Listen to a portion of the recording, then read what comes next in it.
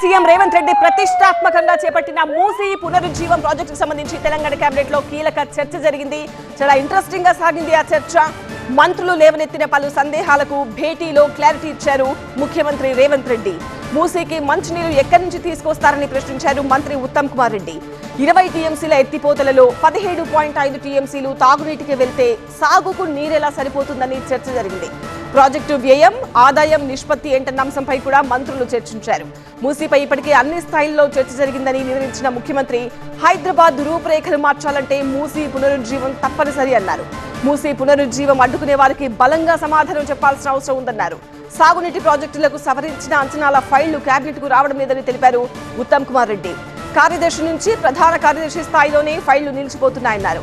సాంకేతిక అంశాలపై సమాధానాలు లేకపోవడం వల్లే కొన్ని ఫైళ్లు నిలిచిపోయాయని వివరణ ఇచ్చారు మాజీ సీఎస్ రామకృష్ణారావు. ఏళ్లుగా కొనసాగుతున్న ప్రాజెక్టుల అంచనాల సవరణను అడ్డుకోవద్దని ఉత్తమ్ అభిప్రాయపడ్డారు. దీంతో ఈ నెల 17న జరిగే మంత్రివర్గ సమావేశంలో సవరించిన అంచనాలపై ముందుగా చర్చించాలని ఆదేశించారు సీఎం. అన్ని శాఖలు పూర్తి వివరాలతో ఫైళ్లు సిద్ధం చేయాలని అధికారులకు స్పష్టం చేశారు. 1500 మెగావాట్ల సోలార్ జాయింట్ వెంచర్ అంశం కూడా కేబినెట్ లో చర్చకు వచ్చింది. 800 మెగావాట్ల మంచిర్యాల థర్మల్ ప్లాంట్ పై అభ్యంతరాలు ఎందుకని మంత్రి శ్రీధర్ బాబు ప్రశ్నించారు. దీంతో థర్మల్ ప్లాంట్ ప్రతిపాదనలు ముందుగా కేబినెట్ ఉపసంఘం పరిశీలించాలని ఆదేశించారు సీఎం.